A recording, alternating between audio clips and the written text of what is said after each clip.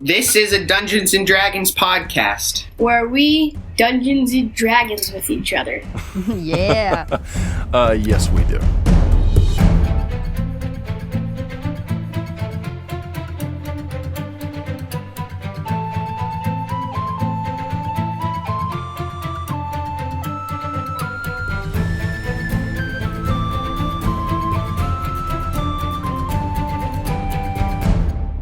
Hello, and welcome back to another edition of Make Believe Champions. We have Jack and Charlie back with us, and we're going to give you the second half of this story. So why don't we go back around the table and say who's playing? Hey guys, this is Jeremy, and I play Ox. Hey, it's Felicia, and I play Squirrel. Hey, it's Jack and I play Kelga. I'm Charlie and I play Thurnir. And we are excited to get back into our Champions adventure. Last time, Kelgum and Thurnir were tasked with delivering a very important package within the week. Had to be delivered, or else the fate of the Gauntlet of the Moon in Dimmerhold would suffer. They were given this task by a man named Dunin, a dwarven man. They headed out, but as soon as they reached the forest, the Glimmerdale forest, they discovered that they had a couple stowaways. Two small kids, either 10 or 12, the record has not been set straight, were hiding, stowed away inside of their cart. They broke out, one dressed like a squirrel, and one covered in soot and metal. They were like, what are we going to do with these kids? But before they could really find out, due to all the noise and racket being made with, slapping trees with wooden swords, clanging axes against metal chests, etc., blowing things up, they had some visitors. These visitors were strange lizard bat creatures, a small army, a platoon of these things, along with one female with white glistening scales and blood-red eyes, cloaked in a fur. She swooped down upon them, and they were in a pretty vicious battle. But these four, including the two children, surprisingly, held their own, probably with the help of Ox's cannon that he built impromptu. They defeated them, or did they? As Kelgum stabbed into the back of this figure with what should have been a killing blow, she triggered a fail-safe or something, and now they are wrapped up in a terrible blizzard with the sounds of tiny shrieks on the wind. They have gathered into their cart and are now rushing through the Glimmerdale forest. This is a skills challenge. Oh, yes. Let's just go ahead and just roll all new initiatives. Ox got a 17. Squirrel got a 15. Thurnir got a natural 20. Nice. Okay. And Kelgum? I got another 6. Wow. Kelgum, you got to get some new dice. So the order will be this: Thurnir, Ox, Squirrel, Kelgum. Here is your goal. Your goal is to, get away. This female draconic thing is flying high above you guys, like 30 feet up. In the wind, you hear the shrieks of some critters and creatures, and every once in a while, one will swoop down, and you can almost see something in the wind. Those of you that are particularly perceptive, it almost looks like a tiny little lizard bat, pure white, almost looks like it's made of ice and snow. And this is all trying to accost you, stop you, kill you, do something, and you guys are trying to escape, get away. You could try to attack the woman if you can. You can just try to help steer the cart. You can try to combat these things that are surrounding you guys. Whatever works. You can use your spells. You can use attacks. You can use your skills. Okay? First is Thurnir. Now, Thurnir, you are driving the cart, right? Yeah. So, what would you like to do first? I guess I might pull my boomerang out of my pocket and, with one hand be driving and then the other hand, throw it sort of behind me. Okay. Are you trying to just kind of interrupt these things that are flying around, or are you trying to hit the woman? I guess hit the woman, because she seems to be the source. Okay. All right, go ahead and give me an attack roll. 16. 16 is just, it's going to do it. So go ahead. You can roll me a damage roll. Okay. 4 damage. 4 damage. Okay, so you hear the sort of commonly heard thunk of your boomerang hitting her, and then it swoops back into your hand, and you hear a cry out from above. and you kind of look back over your shoulder, and it's hard to see. It's getting harder and harder to see with this blizzard, but it looks like maybe she kind of fell back a little bit. Okay. And you can see that now she is actually flapping her wings and flying, and occasionally you will see what looks like blood dripping off of her feet. Now it is Ox's turn. Ox. Who's hurt? Who all is feeling the pain? I'm hurt. I'm hurt pretty bad. I'm hurt. I guess Squirrel's hurt the most, so I'm going to run over to Squirrel in the cart, and I'm going to use Cure Wounds. Okay. How do you do that? Well, he, reaches back to his cannon backpack thing, and you see him pull out some black dust, and he goes to where she's cut, and he, puts that black dust in there, and then you see that little blue flame light up on his hand again, and there's a little... It hurts. It definitely hurts. But he closes your wound rather quickly. Squirrel, wait, hold still. That'll help. Is it level 1? Yeah. Okay, so 1d8 plus 2. I got a 7. 7 plus 2, 9. All right, very good. Okay, so next in line is Squirrel. Squirrel, you feel a little better. What are you going to do? Is Squirrel still raging? It's 10 rounds. You're still raging right now. The only way that you can maintain your rage, If I hit you don't necessarily have to hit something, but you have to attack. It ends if you're unconscious or if your turn ends and you haven't attacked a hostile creature since your last turn. There are a bunch of these little things flying around, and there's her up in the air, far back and really hard to see. What you do? Okay, so she's gonna take her javelin, really short javelin. Okay, you've only got 2 left, I think. I think you started with 4, right? Yes. Okay, you threw 2, and I don't think you went and collected them. You're right, you know. 2 more. Okay, so she's just gonna take her javelin and stand up on the boxes and go. Okay, she's going Super Saiyan. And she's aiming. You can see her aiming with it. It's a 15 plus 8, so Okay. 23. So you're trying to hit her? Yeah. Okay, you got to roll disadvantage. Ah. She's really hard to see. So got it. I got a 15 again. Okay. Oh, sorry, I didn't mean to I'm dead. you. You did it. So, So- you hit her. Go ahead and roll me your damage. 2 plus 7. So 7. It's 9 damage. And Okay. I'm raging, so. Yeah, that's the 9. Oh, okay. Plus 9, 5 plus 2. 9 damage then. Okay. And I have my. Okay. It does connect. You don't hear the sound of connecting because now all you hear is the howling sound of wind in your ears and little shrieks. But you do hear her cry out. And that is it for your turn. Well, I do want to. There's a thing that I got. You got a thing? Yeah. It's called Beast Sense, but I have to cast it for 10 minutes or something like that. I was going to jump on Donald. You're going to try, you want to see through Donald's eyes. Yes. Okay. And maybe help with the driving? Yes. You have to do that next turn. That's what I'm saying. That'll I be just wanted to see if I had to, That could be cool. That could really help with the driving. I had to, prepare it or whatever. Yeah, So I'm okay. going to do that for Yeah. next turn. Okay. Kelgum. So these little things are flying around, right? Yes, they are. So I'm gonna try to hit one that's Okay. kind of swooping down or something. Okay. Just make me an attack roll with your rapier. Disadvantage. No, these are really close. They're coming at you. I got a 17. Okay, that is a hit. So you manage to hit one. When you do, you actually it kind of falls down onto the cart with you, and you get a look at it for a second. And it's like I said, it looks like a little bitty lizard bat thing made up of snow and ice. But the moment that it hits the cart, you get just a second to look at it, and then it just turns into snow, just dusts out. Oh, that's fine. Okay. All right, Thurnir. Okay, so I'm not sure how I can. If feeding Donald would make him go faster. So you want to help that with him? Let's just call this animal handling. Okay. 7. Okay. You are calling out to Donald, but you're pretty sure he's having trouble hearing you, and he seems to be getting really freaked out. He's kind of sporadically jerking back and forth. And this blizzard, it seems like when that javelin hit the thing up there, it just got harder.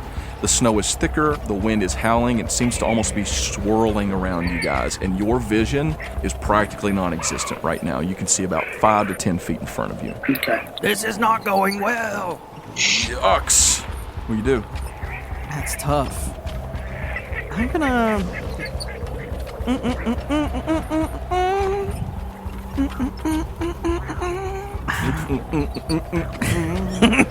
I don't know what's happening. I'm trying to decide. New theme song. Well, you know Ox how. and squirrel riding the cart. Yes. Anyway, I mean, that's really what he's doing. He's humming like Squirrel was doing. when she Thurnier's was- driving. And he's like, Kill the thing. Gonna go back here. Everybody look out behind the cart.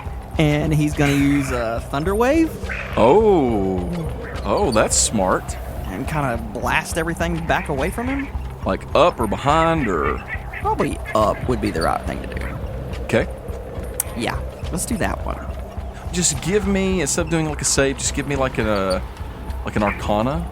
17 on the dice and plus 2, that's so that's a a 19. So with a 19, you just kind of point up. What is your thunder wave like? What does it look like? You just cast it out of your hands, or is that like you use a tool? Oh no, he reaches back to his cannon and he like turns around and points his butt towards the direction that he's aiming the thing, because that's where the holes in the What? cannon are. And he takes his hands with those blue flames and slaps the metal on his back, and it boom, big electric wave. Oh my goodness, that's amazing. Okay, so this big wave goes up, and when it does, you see like a shock wave go out, and it kind of blows the snow back for a moment. And when that happens, you see all these little things, the little lizard bat things, probably a dozen within 15 feet, and they all just bust, and the snow just goes like a shock wave goes out, and you guys are running. And in that moment, Squirrel, you can see that actually it kind of clears all the way around you guys somehow. It looks like Donald is about to run right into the river, I didn't think that would work. and it's your turn. Okay, so Squirrel sees that, Mm-hmm. and you hear her go, and she jumps. Well, that's helpful. Yeah. She looks at Og. She looks at Og, so she's just like. Felicia's like, yeah, it does. Yeah, Yeah, it's very helpful. What do you do? So she's going to jump. I figure that his horns are pretty big, Donald's horns. Yeah. Okay, so she jumps right behind, like on his neck, holding on to, holding on to his horns. Stop. She's gonna use beast sense. Okay. So she grabs onto his horns, and she just lays her chin on his head, Okay. and she goes, Okay. and she uses beast sense. She's so weird. You can see what he sees, and here's what he hears. You've got a hold of him, and I'm going to say that when you do that, there's kind of a link between your minds, and you're not controlling him, I just see. but he feels somewhat comforted by you being there with him. Yeah, we're best friends. So are you going to... Yeah, we're best friends. So her We're best friends. yeah, she's just holding on. Are you going to his try and like horns. steer him away from the water? Is Oh that your yeah, plan? she's gonna take him just Okay, left. if you're going or- to do that, here's what I'm going to need from you, and this is going to be interesting, let me just tell you. Oh no. I'm going to need an animal handling check Oh no. with advantage. I should have used speaks with animals. Your animal handling is a -3. You got this. You have advantage to pull him a little bit to the right and not lead him into the river. I need a 10 or higher I get advantage. with advantage. Come on, Felicia. That's not good. That's one. so Here comes the other one. That's What a was the 7. first? That's a Oh, 4. gosh. It was a 7 minus 3. Here we we go. go. Say a little prayer for you. Oh no, Oh, that's just a 6. that's a 3. Wow. That's a Wow. 3 and a 4. Oh no! We're all going in the river. I'm covered in heavy armor. You hear a and then you all feel your stomachs fall out as the cart and Donald goes flying off of a small cliff. And you are flying down toward the river. I can't swim. I'm riding this. Kelgum, it's your turn. Okay. I'm just going to say I need a dexterity saving throw from you. Let me ask you this. What would you want to do in this moment as you're falling? What would your instinct be? Try not to die. Yeah, try not to die. Okay, that works. So let's say you grab something that looks like it might float. A box, a crate, something sealed, a barrel in the back. Give me a dexterity saving throw to grab the nearest thing to you. You should be pretty good with that. Natural 20. Yes. Oh, you Yeah. you dive forward, and your hands land right on The the box. special box. Yes. And as the cart, the goat, or the ram, and all of your companions crash into the water, you are gripping onto this box. Oh man, it is so cold. It's so cold. It is ice. If you kill Donald, I'll never forgive you. Hey, look, I gave her advantage. You hear, and then just whoosh, water. Everyone has crashed into the water. Thurnir, you are now in the water. Donald is going under. The cart is crashed against the water. Everything is flipped up. What do you do in this moment? I mean, it's pretty chaotic, so you don't really have a lot you can do, but what are you trying to do in this moment? I think the first priority would to grab Ox, and then second priority would to be unhitch Donald from the cart. Okay, I'm going to say you've got to choose one of those things. So first would be Ox. Is Ox is he just floating down the river, or what's his situation? You guys have crashed into the water. Ox is kind of trying to swim, and it's very difficult because he's covered in heavy metal. Alright, I guess I just grab him and put him on my shoulders or something. Now you can speak, and so if you want to call out to one of the others to save Donald, you can do that. But you want to try and grab Ox. So just give me I'll say a strength save, because he's right there next to you. So I'll say you can get him. It's a matter of holding him up because he's heavy. He's very heavy with all that metal. So give me a strength saving throw. Oh my goodness, your strength save is redonkulous. Yeah, it's 24. Okay, That's yeah. awesome. You've got him up on your shoulders, and you are able to swim good enough for the two of you. Ox, it's your turn. You are on Thurnir's shoulders. Does Thurnir say anything about Donald? Someone save Donald! Okay, all right, Ox, what are you doing? You're on his shoulders, and being on top of him, he is managing to keep you above water, and you've kind of got free range of your hands. It's like you're on a mount. Can I see Donald still? You can, but you would have to get off his shoulders to help him. Squirrel is on Donald. Squirrel is literally attached to Donald's back. Squirrel is on Donald. Well, I was thinking about casting She's got a hold of his horns. levitate on Donald. Okay, you can do that. I think Is that what you want to do? I think that's what I want to do. I think he's gonna spit up a bunch of water and be like, "Thanks, big guy. Millie, hold on!" And then he's gonna cast levitate. Okay, so it levitates, but it doesn't move, right? It just goes up. Correct. So you immediately cast levitate, and he starts floating up, and so does Squirrel. But you see that it is tied to the cart still. Donald is still strapped to the cart.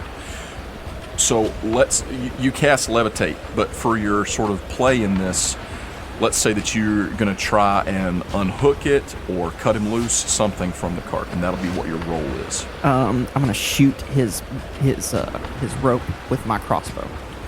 Okay, go ahead and give me an attack roll, and you're going to have disadvantage on this. Oh, I thought we were friends. We are friends. Well, they're terrible. I got an 8 and a 7. Okay, neither one is going to do that. So you fire it off and you miss. And while Donald's head and Squirrel are both above the water, they're being pulled along and tugged along by the cart, which is crashing through this river. You also hear a shriek as the female lizard bat comes swooping down on her wings. And you can see that she has drawn a bow and is about to fire it. That is what you see, Kelgum. I will give you one opportunity to interrupt her from shooting one of you with this bow. Get him. So as I land in the water with the box, I kind of flicker. Ooh. So she's trying to shoot a bow at me, right? She's trying to shoot a bow at someone. You're not sure who it is. You just see her up there with the bow drawn. So I'm gonna try to cover the whole box with my body, if that's possible. Okay. Well, just give me a... we'll call this a sleight of hand check, because you're trying to hide something. That is a non-natural 20. You guys are rolling for boss over there. For real.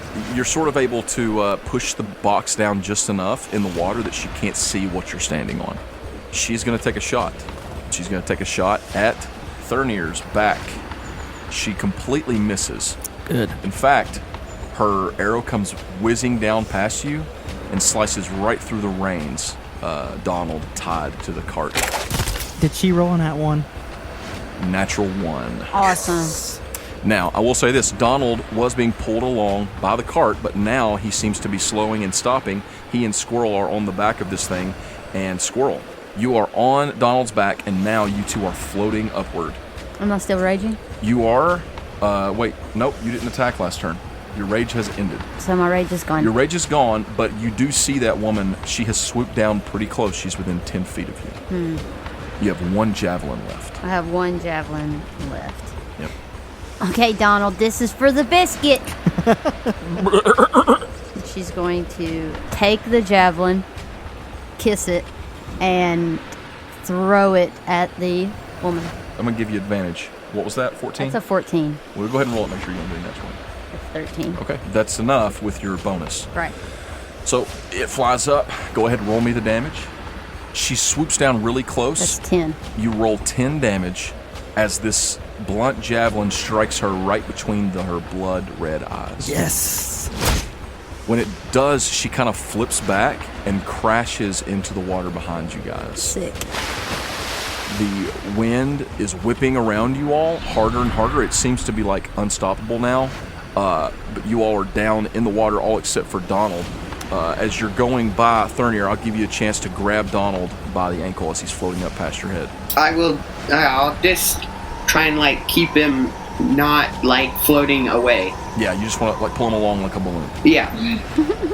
Give me a. I'm gonna need. I think it's gonna have to be a dexterity. Okay. It is a 12. Okay, that's good enough to grab something. You just grab a hold.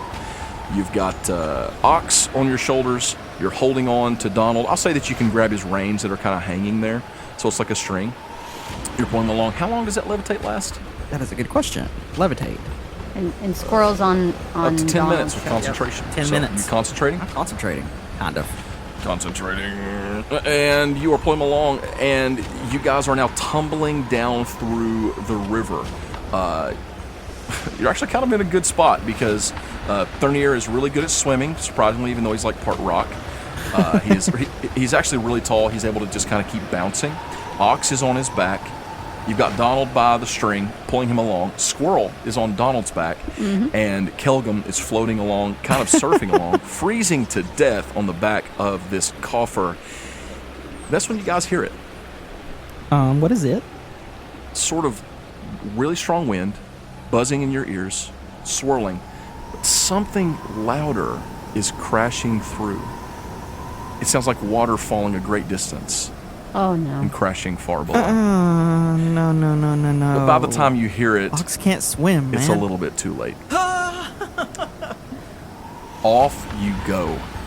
Donald! Free falling down this waterfall. And when you do, you sort of fall out of this blizzard. Thurnir, give me a strength save. I'm going to need you. It's a pretty high DC on this. 18. 18?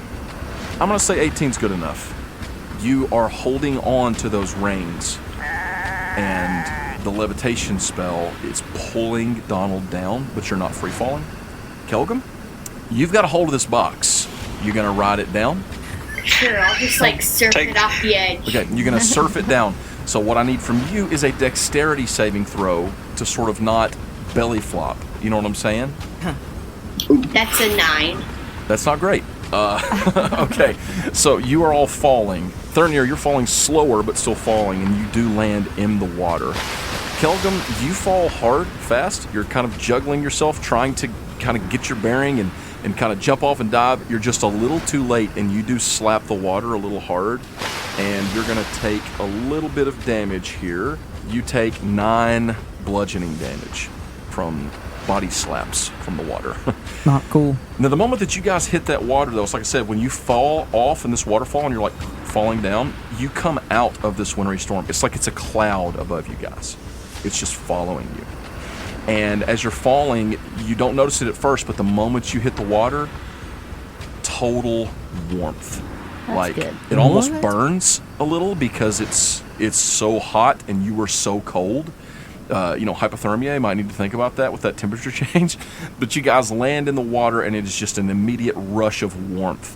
And as you kind of climb your way back up, you realize that you've landed in this sort of small lake that the water runs down into that is tied in with a hot spring. It's somewhat of a, not tourist attraction, but people know of it in this area.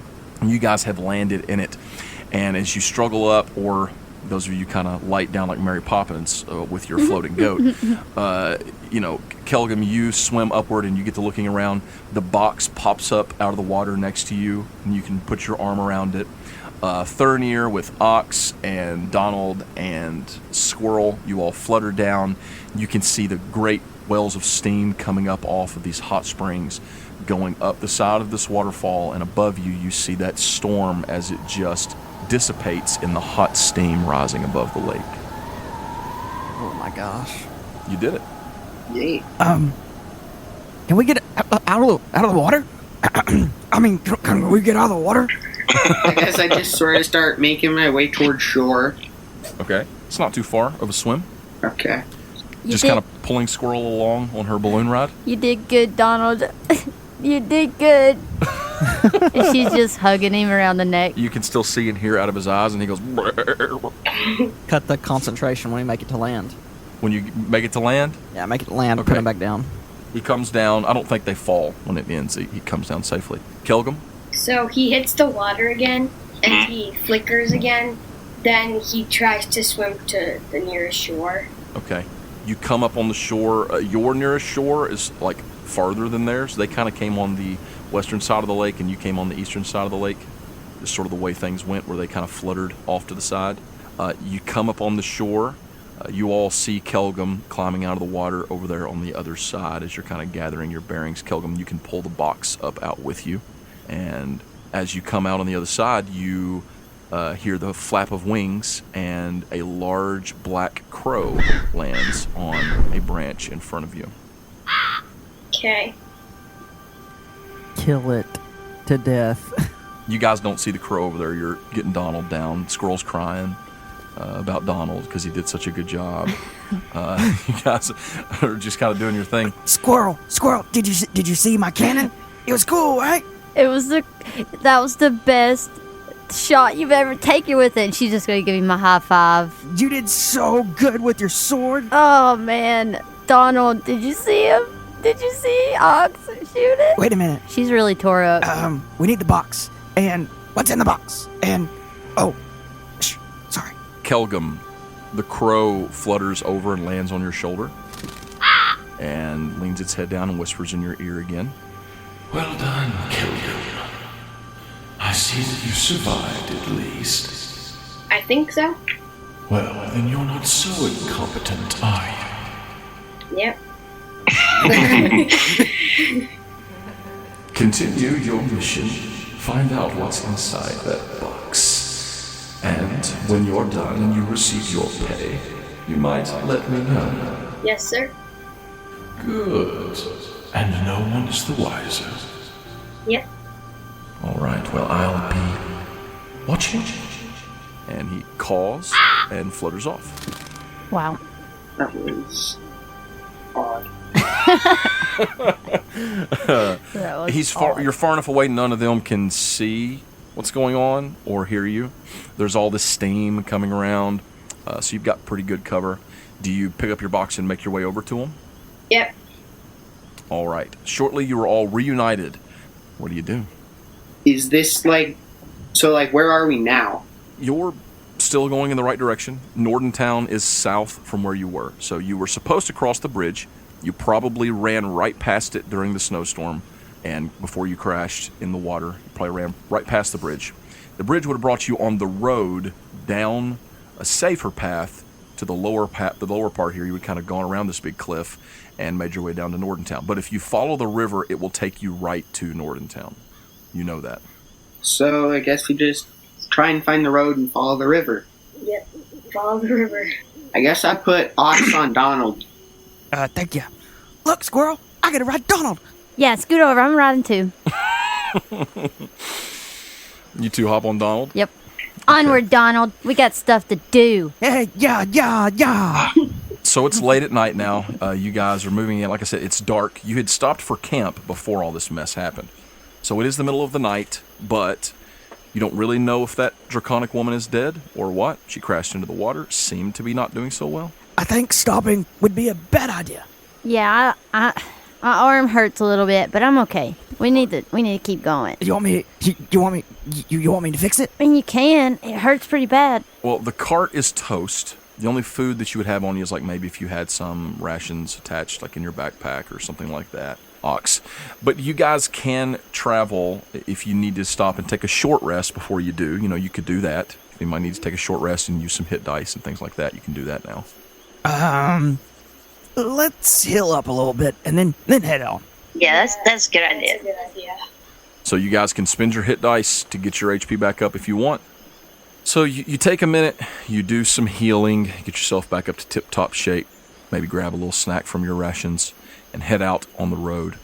You're walking through the forest. You're kind of heading over the river at the hot springs. Actually, kind of goes underground for a bit, and then comes up a little further to the east from where you are. But you find it's not far. You can follow it very easily. You come to the riverside, and you begin to follow the bank, traveling south toward Nordentown. It's a couple hours still. You guys have got quite a ways to go. So you travel about 2, 3, 4 hours. You're about halfway through the night. You haven't heard anything. There have been no signs of danger. And you guys are pretty tired. You probably have to take a couple more rests because Donald needs a break. So you guys take some short rests. Maybe you don't set up a camp because you're afraid that there might be some more of these weird lizard things trying to kill you. But you take short rests where you have to do what you got to do. And after a good ways travel, you following the river, you come out of the forest and you see up ahead of you a city. The city is built with pretty tall walls to keep things out. The river runs right into a large moat that surrounds the city. The river actually kind of flows around it. You don't know if the city was built to hold the river back or if they just built it the way that the river was already laid out. But the entrance into Nordentown, you have to actually cross the river. The river runs right up against the wall of the city, and there's a bridge that leads over it, and then there is a drawbridge that lowers to let people in. And as you are approaching the city, the sun is rising. Is the drawbridge lowered? As you are approaching, getting closer, and the sun is cresting over the hill, you hear the sounds of the gears turning, and the drawbridge lowers at sunup. So, just in time, just perfect timing. The sun has risen, the bridge is down, and the four of you, 2 children on a goat, or on a ram, a very tall Goliath, and a short dwarven cloaked figure all approach this drawbridge. You step on, you go inside. Mm-hmm. Yep. I've never been here before. I don't think I have either. Either, silly. No, I said it wrong. You guys are nuts.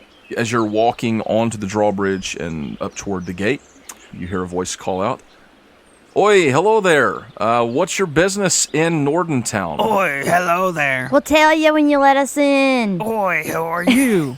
What's your business in Nordentown? You sounded just like him. Do it again. Oi, who are you? That's hilarious. Oh, I'm going to the roof. I yell at you when you come in. You got him, squirrel. Boy, we're delivering a package. Oh, no. Hey, look, there's no reason to be hateful about it. I'm just trying to check in and make sure what your business is. Here I'm a guard. It's my job. I don't come where you're working. I'm just trying to check in and see what your business is. I don't come in. Ox just continues to mimic him. What sort of package are you delivering? Secret. It's a secret. What sort of package are you delivering? As we walk past, the nurse says, "Oi, good day." Hey, I'm going to need to know what you're doing here before I can let you into the city. Oi, delivery. Oi, it's in the box. What sort of delivery? Let me see the box. What do you got there? Nanya. And Squirrel just is dying laughing. are any of you going to be able to talk to me like normal people? It's this box. He holds it up, and he says, "No one's allowed to open it." Do you have a license for that? A permit? Oi, Yes. we don't need no license. Look, if you're bringing some strange box in here and you're not going to let me see what's inside it, I'm afraid I'm going to need to see something, some sort of paperwork, Merchant's Guild, something. I guess I'll just hold it out and be my guest. Go ahead and open it. He kind of looks at it. He says, "You got a key for this lock here?" Squirrel's gonna start to get a little serious. No. Don't. Who are we supposed to deliver this to? He looks at the Goliath. A guy in a tavern. Read that scroll over there. You pull out the scroll. Mm-hmm. What do you do with it? First, I show it to Ox because he's curious about who we're giving the box to, and then I'll show it to the guard. Ox is like trying to sound out each word. Okay. No, and Squirrel's kind of looking over his shoulder, like trying to help him.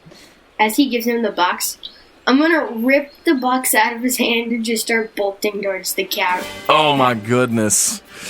Okay, you Hey. grab the box and take off running.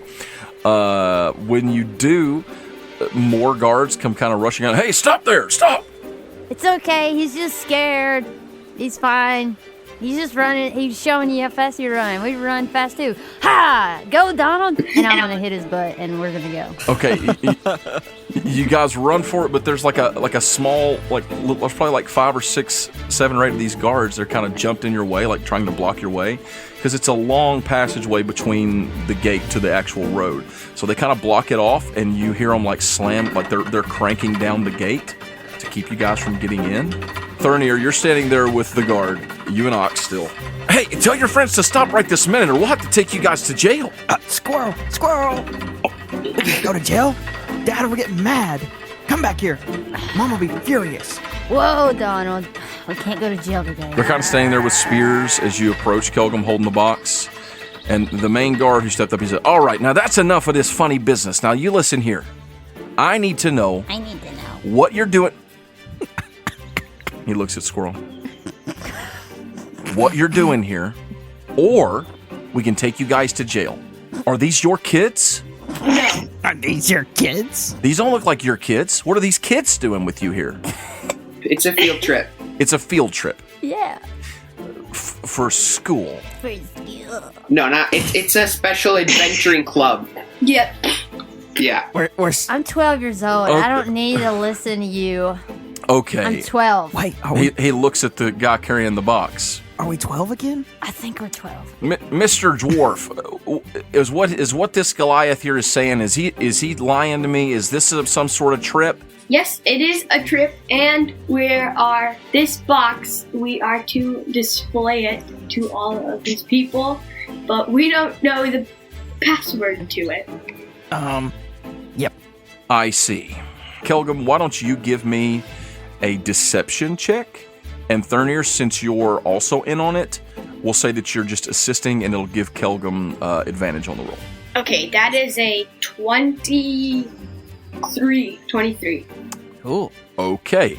He kind of stops. He walks over to you, Kelgum. He looks at the box. He says, "So this symbol on the lock here, is that like your club seal or something? I guess." He thinks we're in a club. It is our adventurer club symbol. Squirrel can't keep Squirrel? it together. Sorry. I suppose that makes sense. And this scroll you show me, it seems pretty official. I didn't finish reading it.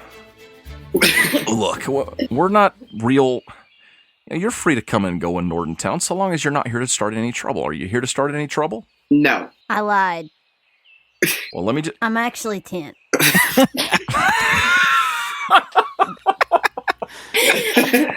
Ox like pats on the shoulder. It's good to tell the truth. Yeah, it is. I've been holding that in a long time. Oh my goodness. Well, all right. You know, it's fine. You all go on in, but let me just tell you, if I find out you've caused any trouble, it's going to be some pretty serious repercussions. You understand, young lady and young man? You two need to learn it's not nice to mock people. It's not nice. I need to learn what? Just think if I was some kind of crazy murderer or something. Just think about some kind of crazy murderer or something. I might. Hey, now, Oi! Oi. listen to what I'm telling you. Uh-huh. No trouble. Okay. You can open the gates, fellas. No trouble, squirrel. And he slaps his backpack.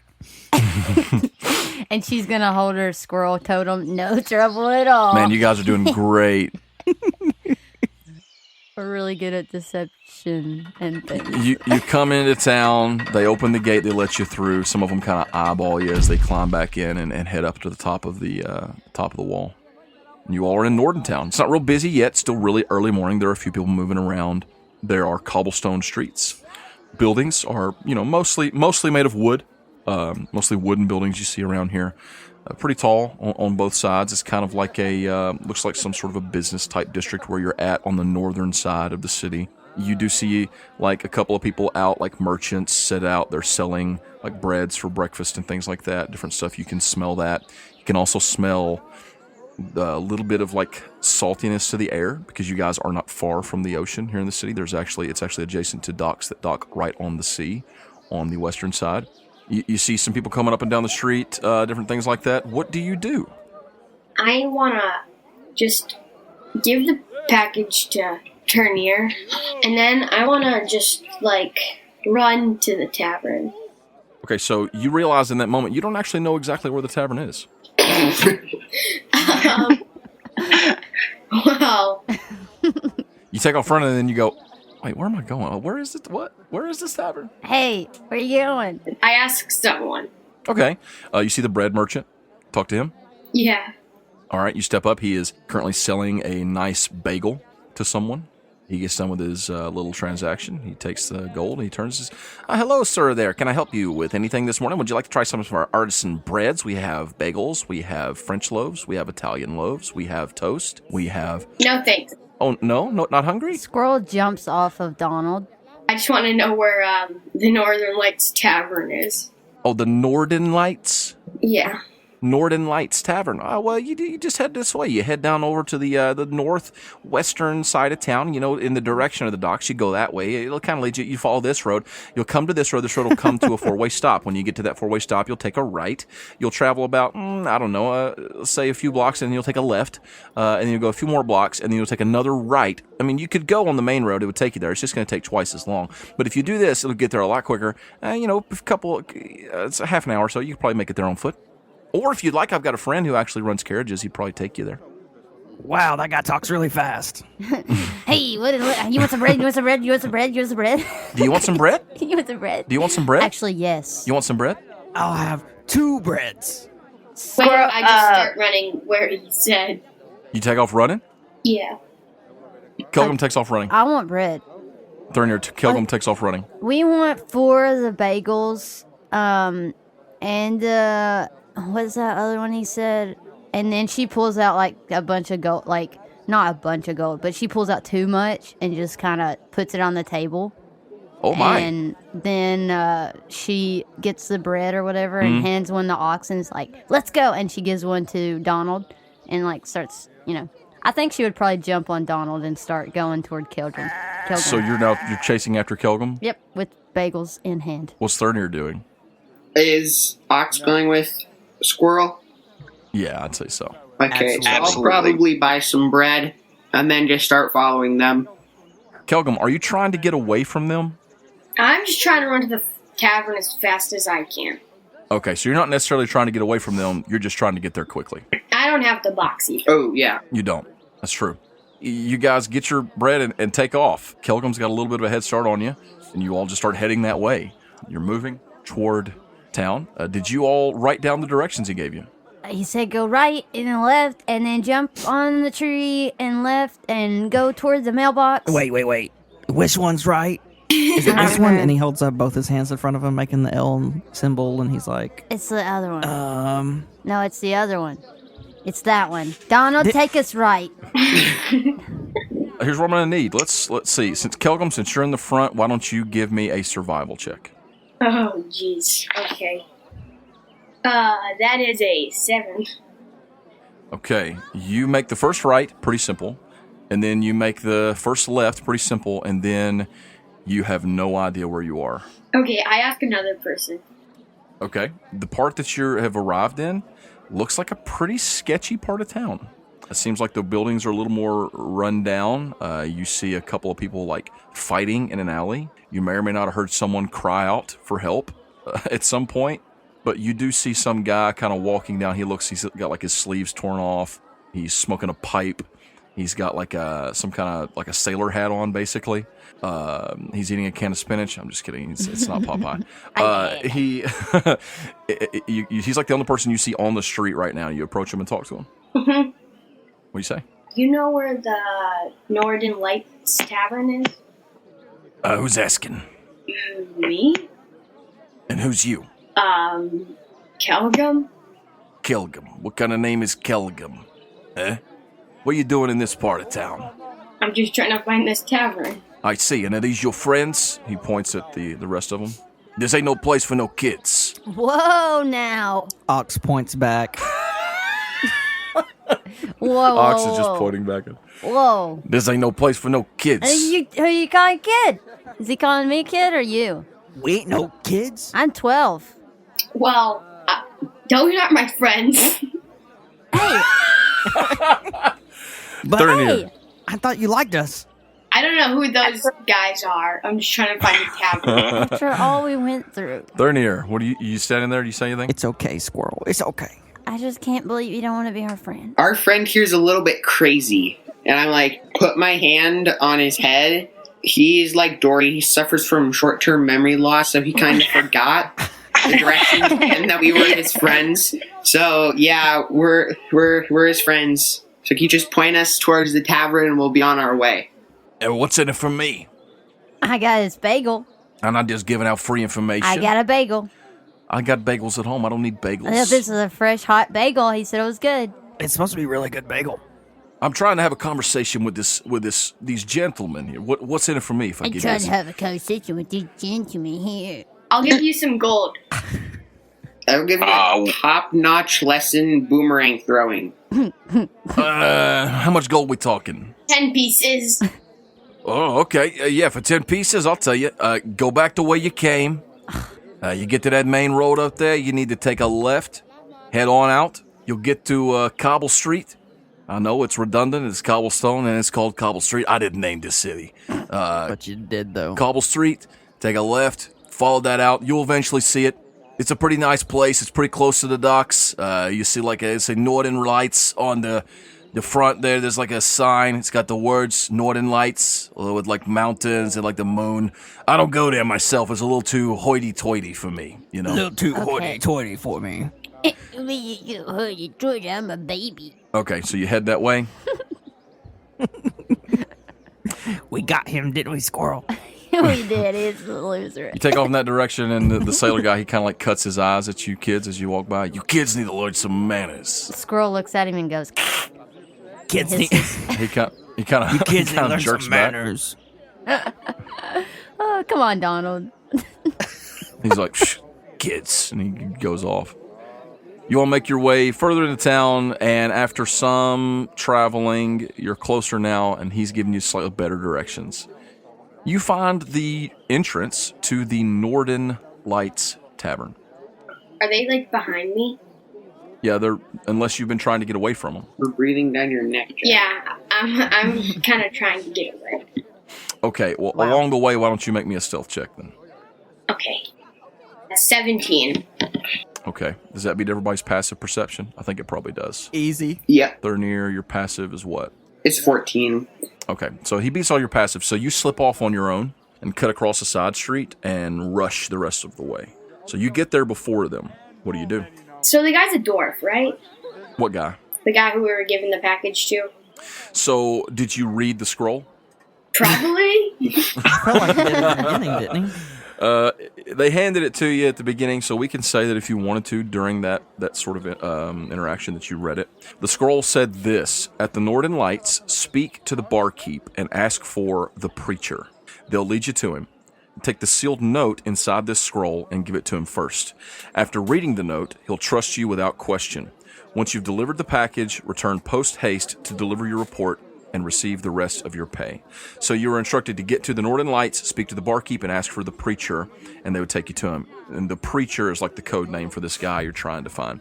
And once you find him, you have to give him this sealed note that was inside the scroll in order for him to, trust you. I don't have that. Probably not. I think that Thurnir has the scroll. Okay, so I'm gonna ask the barkeep for him. Okay, so you step inside? Yeah. All right, you go in. It's a pretty nice place, well kept. You see a lot of treated lumber, kind of a rustic sort of look to this place inside. There's a few people around, but it's still pretty early, and the few people that are around are mostly just eating some breakfast. You smell bacon and eggs when you step inside. There is a human at the bar. He's sort of wiping off the bar, cleaning it, and you assume he is the barkeep. Yep, I asked him for the guy. Forgot the preacher. name. The preacher. All right, you walk up, and as you're walking up, he says, "Oh, hello there. What can I do for you?" Can I speak to the preacher? The preacher. You're looking for the preacher. Yes. Well, yeah, he stays here. He's not been around today, really. I'll tell you what. It's kind of early. I know it seems early, but he usually gets out pretty early in the day, and he spends the day out evangelizing or whatever you want to call it, preaching. Does he stay there? Does he have an in-room or something there? Oh yeah. Here we've got rooms and he's been staying here. Is he still in his room, or is he left? Or? He's not here right now. He actually stepped out probably a half an hour ago. Where did he go? So he just goes around town, usually kind of looking for. Actually, if I were you, the first place I would check if I was looking for someone like him would be the temple. Okay. I will be there. I have a package to deliver for him. Oh, do you have it? You want to just leave it here for him? I can give it to him if you'd like. I'll just go with him. Okay. Well, can I interest you in some breakfast or anything like that? Are you good? Do you need anything? No, I'm good. All right. Well, nice to meet you.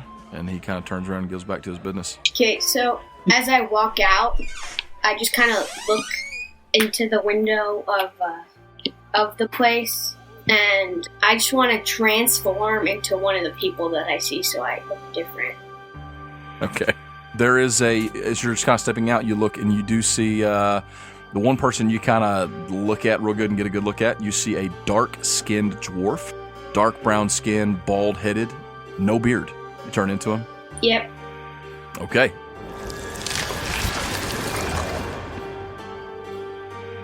Then what do? Then I want to go to the temple. You head for the temple. The rest of you guys, you noticed a few minutes ago that Kelgum just kind of disappeared, and a few moments later you arrive at the Northern Lights Inn and Tavern. Squirrel is just gonna walk up with they're on the back of Donald, so she's just gonna go up to the inn. I'm pretty sure Kelgum came this way. He, where'd he go? I don't know. Donald, let's go inside, Donald. Does he have the box? No, he doesn't. Thornier's got the box. We turn around and he's just standing there with the box. Oh, that's right. He's got the box. That's it. We know that. Okay, so who are we looking for in here? The barkeep. Okay. So I'm just gonna walk Donald in there. As Squirrel is about to do that, I'm gonna signal to Donald and her that it's probably not a good idea to bring a ram into this place. Okay. Hey, Donald is our friend. Why can't we bring him? He's very well mannered. Look at him. Come on, guys. Ox hops down and goes walking into the bar. Okay. Thornier, you step inside. Yep. The barkeep looks up when you step in. Oh, hello. Welcome. Can I help you with something? Would you like some breakfast or a drink? Ox is jumping and looking over the edge of the counter, being like, I want Dwarven Ale. Oh, sure. Here, a mug of Dwarven Ale right for you. He kind of steps over. He grabs a tankard, pours a drink into it, and slides it over to you. This is milk. That's what the best Dwarven Ale we offer. Hey, what'd you get? Did you get some? It's Dwarven Ale, they say. Tastes just like milk. Oh, wow. Here, have some. So, what can I do for you, sir? He says, turning to Thurnir while they're preoccupied with their milk. Can we speak with the preacher? Also, have you seen a little dwarf come through here and ask about the preacher? Yeah, just a few moments ago. You should have seen him coming in. I mean, probably a minute past, maybe. He was just here. What? But yeah, the preacher's not here. He's I told the other guy, he comes in the evenings. Are you kidding me? Are you kidding me in real life right now? That's what she's actually doing. You're milk gurgling over there. Yes. That's what she's. You go to the temple, and that's probably the best place to find him. I told your dwarf friend, is a friend of yours? He says we're not friends. Well, I told him the same thing. Check at the temple, so that'd be the best place to look. Don't worry, I'll be your friend. Thanks, Ox. And she just hugs him. Oh, Squirrel. It's, yeah, squirrel. Shh. All right. So I guess we just start heading to the temple. I'm also running to the temple. I assumed that you were. Do you maintain your new dwarven form? Beardless, hairless? Yeah. Okay, so you guys head out and you start making your way toward the temple. Kelgum has a bit of a lead on you. We'll just say that the barkeep gave you the directions you needed, and they're pretty simple. He just said stick to the main road. Take you around. It's a little further than the way you just came, on the other side, toward the northeastern side instead of the northwestern side, which is where you are. So it takes you a little while to make that trip over, but you avoid that rough part of town and stay to the main road. Kelgum, say that you beat them there by, I don't know, probably about 15 minutes or so. You come to the temple, and this temple is huge. It's actually like a tower, and you see on the front there are symbols for all four of the gods, for Pelor, for Dervetter, for Provalian, and for Atonia on the front of this temple. So he's a dwarf, right, who I'm looking for? You would assume so. You don't know for sure, but you would think he probably is, since it was dwarves and people from Dimmerhold, and it's got to do with the, And I'm going to start looking for a dwarf, like a dwarf that looks like he would have the kind of that in the Okay, so you go inside, and there's someone sort of at the door, and they greet you. They're wearing robes, and they say, "Oh, hello, welcome to the temple." It's a lady. She's kind of got like short brown hair. What can we do to assist you today, Sir Dwarf? I am looking for a dwarf. His name by the preacher? The preacher?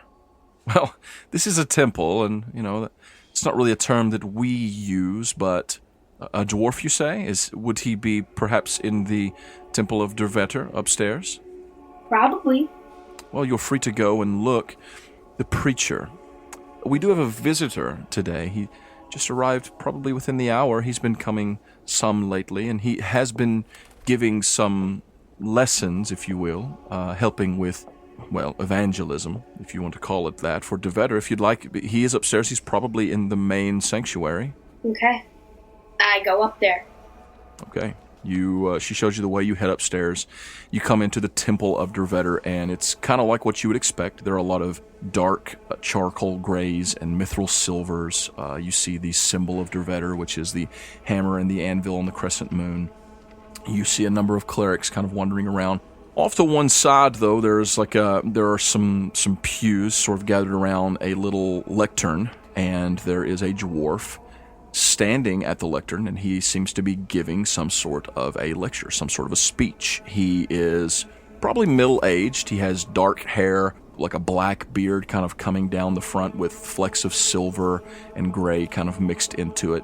He is wearing cleric's robes, but they look more travel-weary, and there seems to be some sort of like a leather jerkin underneath, and he is speaking to a few people of mixed origin sitting in this small crowd. What do you do? I'm gonna walk up to him, and I'm just gonna kind of wait till he he notices me, but I'm gonna kind of wait till he acknowledges me. So you want to kind of stand to the side and make yourself known, not interrupt him, just kind of wait for him to call on you? Uh-huh. Okay, so you're kind of standing there watching. You've made eye contact. He kind of stutters for a moment and then just goes on for a few minutes. As this is going on, the rest of you arrive at the temple. Do you think Donald's allowed in here? He is a sacred animal, so yes. Yes. Cool. So. Okay. Oh, let's bring it in. You enter the temple. You step inside. Similarly, there's a lady sitting there with shoulder-length brown hair. She steps up. Hello. Oh, can I help you? Can I assist you in some way? Welcome to the temple. Is there a guy named the preacher here? You know, someone else just asked me that.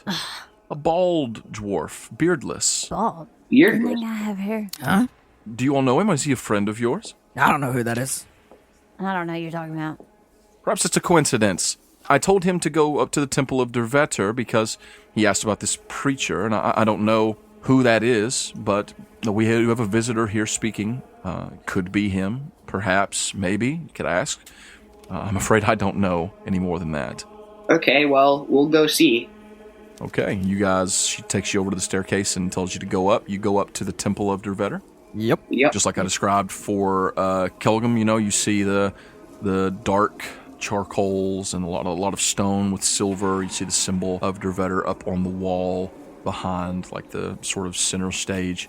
And as you step in off to one side, there's kind of people coming and going. You see clerics and different people and just people coming up and giving alms and things like that. But off to one side of the main sanctuary, there is a small lectern with a dwarf standing there giving a lecture of some kind. You do see, standing off to the side, not too far away, just kind of standing off, patiently watching, you see a short, dark-skinned dwarf with no hair and no beard. That's probably that bald guy he was talking about. Yeah. I'm gonna ask the priest, it's like, can we please take a walk? You just walk up to him. Yeah.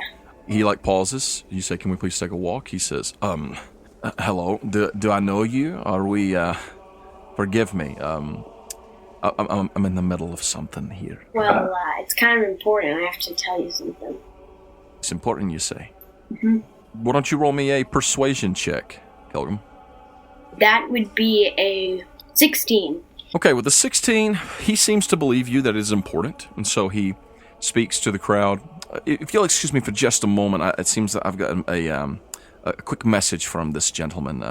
Forgive me, I'll be right back. Take a 5-minute break and we'll resume. And he steps off to the side, and there's kind of like a little door to the side. He says, here, join me inside these private quarters. And he steps inside. And you all kind of step into the sanctuary and see this happen as these two figures step off and go into the doorway. Okay. Yeah, think that was the preacher? Yeah. Squirrel's gonna look at Thurnier. I don't think your friend likes us at all. Me neither. So I guess we go that way. Y'all go in that direction? Yeah. While we're in there, is there like a window or something?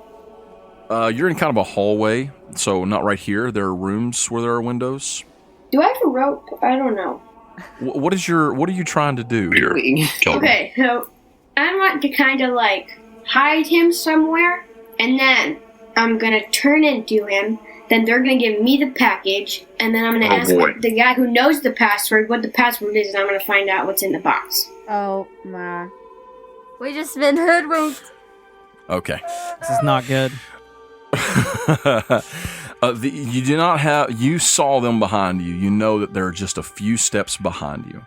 You don't have much time. Your best bet would be to try and knock this guy unconscious, or shove him into a room, lock the door, turn him Okay, into so him. I'm gonna knock him unconscious, and then shove him in a bathroom or something. Okay, so let's see. What do I need? Or how are you going to try and knock him unconscious? I'm just gonna say I have your package in the bathroom because I needed to hide it. So then I bring him over to the bathroom. I lock him in there. But before I do that, I want to turn into him. Okay. Do you want him to see you turn into him? No. Okay, so here's what I'm going to need. I'm going to need you to give me another persuasion check. This one's going to be tougher. Oh, man. Okay? And you're going to persuade him to hide in the bathroom. That's an 18. Oh, my gosh. Wow, yours must be really high. Yes, persuasion's a +9. Okay. So let me get this straight. You need me to hide in the bathroom. No, there's the packages in the bathroom, but I'm just gonna keep guard out here so that you don't so no one comes in and hears you saying the secret password. What sort of package? Well, you see, I hid it in the bathroom. It's in one of the stalls. This is very strange. This is awesome. This isn't how people typically do business. Okay. So, are we kind of at the door of the bathroom? Yeah, you're near. Okay, at this point, I just shove him in and close the door and then turn into him. I don't care at this point if he sees me. I don't care if he sees me. Let's see here. If you're gonna try and shove him into the bathroom, he's gonna resist you. Like he is suspicious. But the thing is, like, he's not, with your persuasion check, he believes that you have a package, and he believes that you're here to deliver it. He's just not convinced to go into the bathroom. I'm gonna say, okay, here's what's gonna happen. Because if you shove him in, what's gonna happen is he's gonna resist you, he's gonna fight you, and there's no way you're gonna be able to pull it off. So he's gonna say, wait here, I'll be right back. And he turns, he's kind of eyeing you. He goes and steps into the bathroom. The moment that the door shuts, you can turn into him. Okay, I turn into him, and then can I pick the lock from the outside with my thieves' tools and somehow keep it that way? You want to try and lock it? Yeah, from the outside. Let me see here. Yeah, you can give it a shot. And if not, I'll just leave it like that. Okay, give me a dexterity check with your proficiency bonus for that. 3. Okay, so that's a 3 plus Dun, dun, dun. 7. So that's a 10. So here's what's going to happen. You turn into him, you pull out your thieves' tools, and you begin to try and lock the door from the outside. At that moment, the door to the hallway opens, and Thurnir, along with Ox and Squirrel, step into the hallway. Okay, I instantly And stand. Donald. You quickly stop and turn around, but you guys can see he was fiddling with the lock, but I don't know that really matters to you. See, he was kind of fiddling with the door, and he turns around, and you can't see it there now, and he is facing you. You see, like I described, a dwarf standing there. Long, dark gray beard, graying like in his hair, like, salt and pepper style. His beard is tucked into a belt around his waist. He is wearing these nice cleric's robes, and he turns, seeing you all standing there. Kelgum, do you say anything? He's like, hey, what do you guys are doing in here? Do I recognize him? Yes. My voice also changes. No. You don't recognize Kelgum. You recognize the dwarf. Yes. That Kelgum is. Oh. It's him. Are you the preacher? Yes. Ox takes off running towards the preacher. Yeah. Squirrel does too. Okay. You are not interrupting anything. Oh, because we saw you come in here with another guy, with another Yeah. dwarf without a beard. He So, go to the bathroom real quick. So what do Squirrel and Ox do? So they run up and listen. We went on this crazy adventure. We've come all this way to see you. And I can't believe you actually were here. They told us. Ox and just jumps and goes, Daddy! they told us that you was gonna be here, and then we didn't really believe them. And then it was like, whoa! And then here you are, and I just can't believe you're here. And we brought Donald. We fed him carrots. He also levitated. That was kind of crazy. He shot a gun. And Dad. Look at what I got. And he starts building his turret again. Kelgum, Ox, Tackle hugs you, is chanting that you're his dad. Squirrel is telling you the whole adventure that you guys just came on. And with your basic human or basic dwarven understanding, you realize that this dwarf is the father of these two crazy children. It's like, I'm like, What do you do? hello, children. How did you guys get here?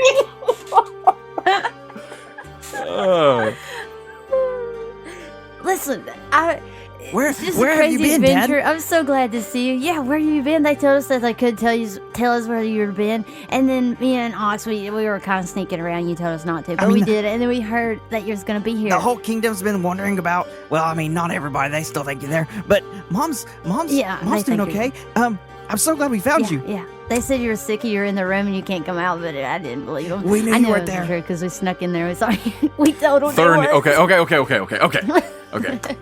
Thurnir, what are you doing?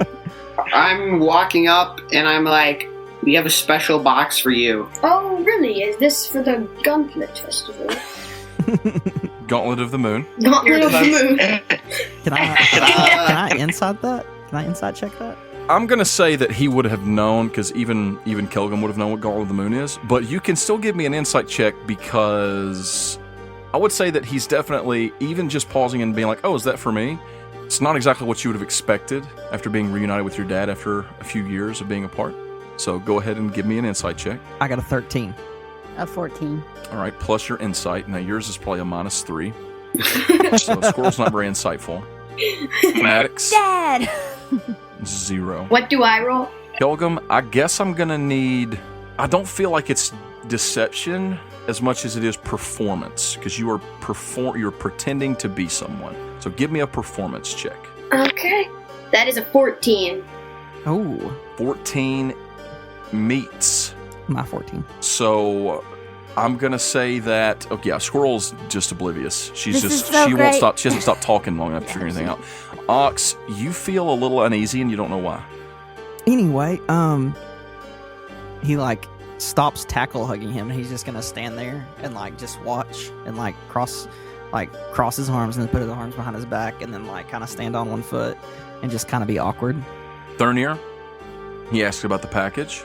Thurnir's a little bit suspicious because the guy said that once I showed him the letter, he'd be like, oh yeah, those people are good people. But he didn't. He's just like, so I guess I'll like. Well, wouldn't I recognize like the lock when he recognized the lock on the package? Perhaps. What are you wanting to do, Thurnir? Maybe like not give him the package, but kind of like ask him some more questions, you know? Okay. What do you ask him? He's like, what is Donald's favorite food? What? No. Donald, I believe, loves his radishes. No. Wait, how do you know Turnips, Donald? turnips. You hear the sound of the door handle being rattled behind you. That's my cue. You see, I locked it from the outside so that he would have some privacy. Now let me just unlock it. Huh? Okay, you hear someone knocking on the door and a hello? Yeah, that's the guy. Ox knocks back. Hello? What is it, Ox? The door seems to be stuck. Yeah, I don't know. I think I locked it too well. I tell him to move out of the way, and then I like grab the battle axe in my 2 hands. Oh no! Does he drop the package while he's doing that?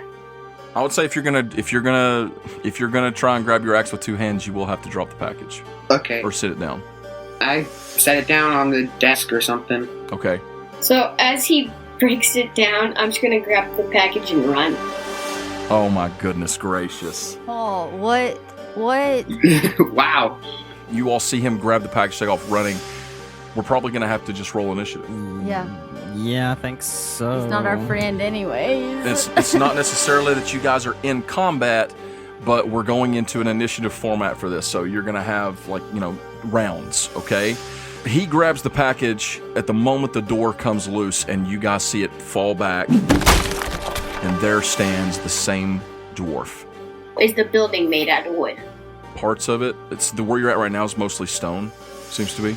How far is the drop from where we are? The drop? Like out the window. Couple stories up. So, like, would I die? You have featherfall? Would you die? You would have to get to a room with a window. You're in a secluded hallway right now where there are no windows. And if you were to jump out a window, you don't really know. It probably wouldn't kill you, but it would hurt. Okay, that's all I needed. Okay, so Okay. I was just wondering. Roll initiative. Natural 20. Wow. Oh, boy. Squirrel got an 18. Okay. I got a natural 1 plus 3, so 4. Okay. And what about Kelgum? I got a 16. Okay, so we've got Ox first, and then Squirrel, and then the dwarf, the actual person you're supposed to be delivering the package to, then Kelgum, and then Thurnir. So you guys see this person who you thought was the guy, thought was your dad, grab the package and take off to run down the hallway. Dad, why are you running? And then you see the other dwarf inside the bathroom. This all happens instantaneously. So, Ox, you get the first chance to react. Wait! Hold back here! And he's gonna cast Levitate on the running daddy. Okay. Oh my goodness. Is there a save? Yes, it's a Constitution save. How does this work? Okay, I need you to make me a Constitution save, Kelgum. Okay, that's a 5. Yes! Kelgum, you are running. And then you are running in place as your feet begin to lift up off the ground. That's your action. Do you do anything else, Ox? Wait, so how long does levitation last? Up to 10 minutes. 10 minutes? Yep. As long as he concentrates, yeah. There might be ways that you can make another save at the end of your turn. The box levitating? Just you. I mean, you're holding the box, but it's just you. There's no windows? You're in a hallway. You're not in a room. You'd have to get into a room to try and find a window. I think I would just use the rest of my action to kind of walk towards the guy that was running away and be like, Dad? And like looking back and forth between the two of them. What is happening, Squirrel? I have no idea which one's Dad. I think that one's Dad, but Dad's never run like that. And why is he taking the box and there's a Dad? I'm so confused. Squirrel's going to run over and try to jump up and grab the box. You're going to try and grab the box? I'm holding it tight. Okay, so what it's going to be is it's going to be contesting strength. She's going to get her hands on the box. She's going to try and pull it away from you. So it's going to be your strength versus hers roll. So I need a strength check, not athletics, just straight strength plus your strength modifier from both of you. I don't think she would rage. No, I don't think you're raging, okay, no. Yeah, I don't think so. Do I have... Advantage? No. I don't? Nope. Okay. It's just straight 1v1. That's 8 plus 5. Okay, it's 13. I got a 6. Oh, man. The 10-year-old You just got beat by a 10-year-old. She is kind of built like a brick house, though. I got it. Good job, Squirrel. So she jumps up and grabs it, and really it's less about her being stronger than you and more about the fact that she is shockingly heavy. And as you're going up and her weight is pulling it down, it slips out of your hands, and she pulls it down to the ground. And currently, Kelgum, you are floating above the floor. She has the box in her hands. Ox is standing there. Thurnir has his axe in his hand, and this dwarf steps out. His chest is out, his head is high, and he looks angry. And I think we can probably just pause initiative here. It is your turn, Kelgum. So if there's something you want to do, we'll give you a chance to do it. But there's going to be a little bit of dialogue first. This dwarf, he steps out. He looks around. He says, "What is the meaning of this?" And he kind of freezes looking at you, Kelgum. Now that sounds like Dad. If that's him. And then he looks down and sees Squirrel and Ox. And he kind of like makes a face and he says, "Maddox? Millie? Dad? Is that you? Dad? What are you doing? What is going on here?" Oh! This is the greatest day ever. Do you guys like rush him? Yeah, it's a Yeah. repeat of what happened the first time. Okay, you guys rush him. Kelgum, you have a turn in the initiative order. Did she drop the box while she was running? No way. No, I would say she didn't drop the As box. she took the box out of my hands, I'm gonna pull Yes. up my rapier and say, "Give me the box," and I'm gonna swing at her. Okay, so she's moving away from you on your turn, and you are floating. So I'm going to give you a chance to, but I'm going to still give you a chance to stab her before she gets away from you. Okay, so go ahead and roll me an attack roll to try and stab her. That is a 15. All right, that's a hit. Roll me 1d8 plus 4. That is 9 damage. So you take 9 damage. So you say, "Give me that box," and swing your sword. When you do, it slashes across her back, and she kind of stumbles forward. And you see the dwarf reach onto his back and pull off a hammer.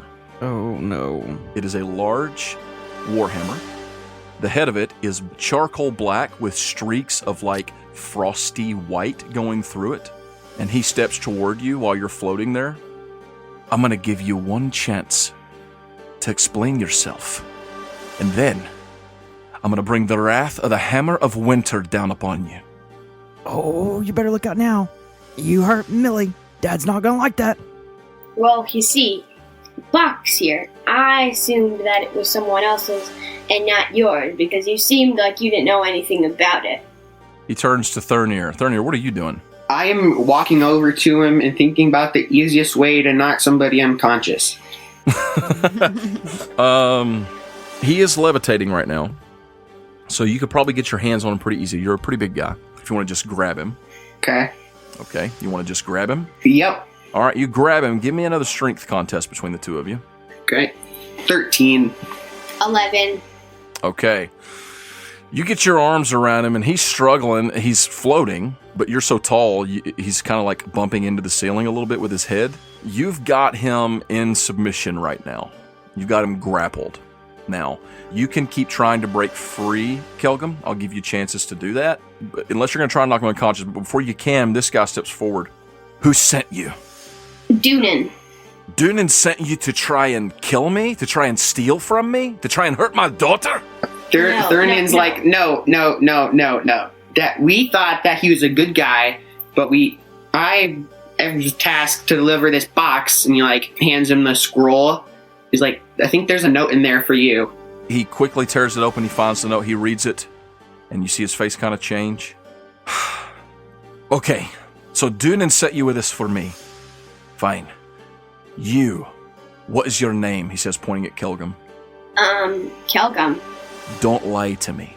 What are you trying to do by stealing this? What do you hope to gain?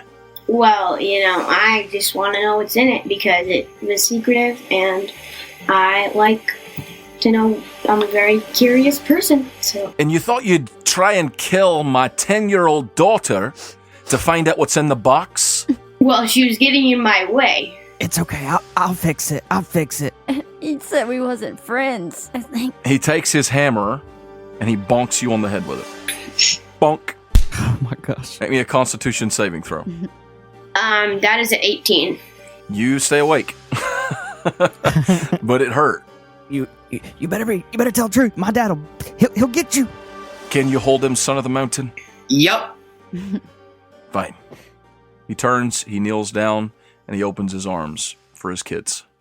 Ox is already like climbing up him, like getting on his shoulders. Squirrel's kind of still hurt, and she's kind of... It really did hurt that time, Ox. I can fix it. I can fix it. He reaches over and places a hand on your back and says a little prayer, and you feel the wound close. It's all right, little Dad, one. you gotta teach me how to do that. I blow him up to fix him. Oh, He does. It's really I see good. your lessons are going really well, He's Maddox. learned a lot. It's crazy. How's your mother? How's Barda? She's good. She misses you a lot. We miss you a lot. How's the kingdom? Everything good without me? Yep. We've been running it. Been doing it with my eyes closed, Dad. They basically do anything we say. Yep. It's pretty easy. I don't know why you left. I didn't want to leave. I had a really important mission, and it's not really over, but it seems that perhaps I'm going to have to cut things short for now. He turns, he stands, he grabs the box from you, and he speaks a word in Dwarven, and the box opens up. Ooh. So what did he say? It was a name. Melon. It was a name of a person that you don't recognize, but you can remember it. It was just a Dwarven word that you recognize, and it was a name, so you can kind of file that name away, and you remember that. The box opens, and inside it is lined with a soft black and silver velvet, and it seems to be in the shape of a hammer. Ooh. It looks like the same size and shape of the hammer that he is wielding, which he called the Hammer of Winter. But inside, there's no hammer in the box. Instead, there is something else. He pulls it out, and it is a scepter. It is beautiful. The staff of this scepter is made from the same material as the head of the hammer that he's holding. The handle of the scepter is that same frosty and charcoal stone. And the head has a mithril housing holding a crystal and clear bluish diamond. It looks just like the same material that the ceiling in Dimmerhold is made out of. Ooh. He pulls out the scepter and he says, I suppose it's time to return. Dimmerhold needs their king. Yeah. So you're coming home with us? Yeah, are you going to take us home? I mean, you can ride Donald. I don't know if he can hold us, but he can probably hold us. I don't know. He's pretty tough. He takes the hammer and he's holding it in one hand and the scepter in the other. A hammer for a scepter. Seems like a fair trade. I guess it's time to put Durvos Frostbeard to rest. He puts the hammer back inside the coffer. Are you just now catching that that's Dorvo's Frostbeard? He closes it. He takes the lock and he locks it by hand. I am Durand Shattershield, King of Dimmerhold, Lord under the mountain, Son of the mountain. I appreciate Thank you for what you've done. goes into a fist and like hits Jack on and hits my cap. Just hits Don't Jack on the Jack. head. And then he bows. He's like, my Okay. king. Kelgum, if that is your name, I'll give you one more chance to tell me why you tried to take this. It was never gonna open for you. You could never have known what was inside. It was meant for me alone. But do you see now what it was? A summon for a king? Well, I didn't know that it was that important, so I also not know that you were the king, so I just did what I wanted to do. Well, now you do know. And I'm not sure if I can trust you to keep that secret when we leave here. Or can I? Oh, you can trust me. I was just wondering what was in there. Make sure it's not anything dangerous that could kill all of us. Making sure you're not bad. I don't believe you. So I'll tell you what I'm gonna do. Thurnir, I'd like to grant you one more task for your king. Can you keep an eye on this one? With pleasure. Bring him back to Dimmerhold. I assume that you're supposed to meet Dunin again to receive your reward. Yes. Bring him back to Dimmerhold. Take him to the warriors. Take him to the clerics. Take him to the guard of the city. Tell him what he's done. Because whatever he is, he's no dwarf. What? He says, look at him. Wait, He looks just like me. wait a second. But you're a dwarf, he's a dwarf. He was a dwarf before. Yeah, I don't get Did he it. look like this before you arrived here? He looked like a different dwarf. I'm so confused. Yeah. There are forces of darkness at work, and there are those who seek to undermine the goodness and the health and the life of Manumi, and I've been trying to find them. I've gathered tablets and stones with secrets that there's something at move, and I don't know if this Kelgum is involved, or who he's working for, or if he's working for himself. But I can guarantee you this. We'll find out. Well, Dada, everything you just said's really scary, but I'm glad you're here to stop it. Yeah, Donald probably shouldn't have heard that. He's not going to sleep for a week. Poor guy. And we ran out of carrots. We did find this weird Batman-like creature that tried to attack us, or did attack us. Oh, yeah. She was kind of mean, though. I don't really know what she was doing. And that Goliath helped me swim, Dad. I'm glad to hear it. He walks up again to you one more time, Kelgum. Could you get my face off your face, please? So I guess I'll switch into. Is there any other people in the hall? I'd say you have a number of faces that you could take on that you've taken on over the years. Okay, I just turn into, I guess, probably like a gnome. So they think that's a Okay. form, even if it's not. Well, Whoa! Whoa! He's a gnome. He's a little kid. Look at him. I bet you're He's a little like he's like kid. 9. I bet he is a 9. And I just look at my dad. nice to meet you, Kelgum, for the first time. Now, if you'd like to follow me, and he hoists up the box and walks out the door. Thurnir, do you still have Kelgum held? Yep. Just gonna. Can I try to like slip out because I'm a little slippery gnome? You can. You're going to get a chance to do that here in just a minute. I'm gonna do that when we're in like a room with like multiple escapes, like windows or doors I can bust through. Or Well, see, you step out the hallway and you're back in the main sanctuary. Now, there are windows in here. If you could run to them, you could get to them. So as you guys step out into the main sanctuary and you see the first window, why don't you go ahead and make me a save? Now, you are grappled. So now that you are grappled, you can try to escape with dexterity or strength. So if you want to do dexterity, that's fine. I need not a save. I need contesting strength from Thurnir and contesting dexterity from Kelgum. Oh wow. Oh, dang it. I got a 7. yes, I got a 17. Okay. Oh, good. You step out into the room. Kelgum, you kind of look around. You see the room. You see what's happening. You see an open window off to one side. You take that moment to just kind of quickly pop an elbow into a rib of Thurnir, and he loosens just enough that now, in your smaller size, you're able to slip out of his reach and hit the floor running. You take off running, and you hear Dorvos, we'll call him, yell out, "Stop him!" And some people turn shocked quickly. They see you run. Do you run and jump out the window? Yeah, I just bust through it. Nice. You run full peel and you dive headfirst out the window. And when you do, a crow comes swooping down, lights onto your shoulder, and you disappear. Oh my word. Oh no. Oh no. You escaped. See the orange Dracon Kelly?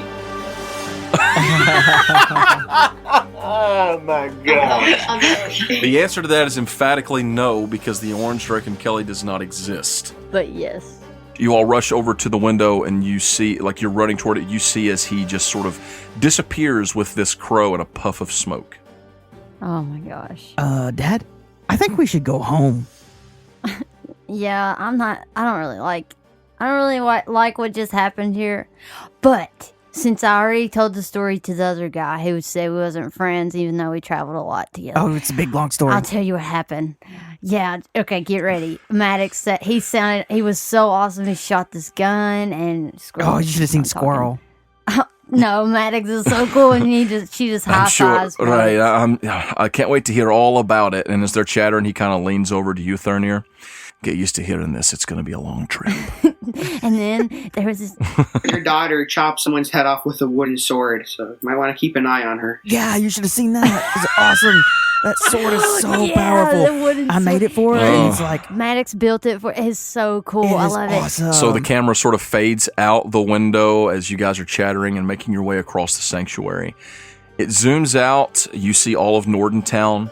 And then you have a bird's eye view as it flies quickly across the lands of Manumi, far across, down the river from Nordentown, across the dry lands, over across Fallen Grove, down past 5 Point Island, deep into the forests north of Vent Haven.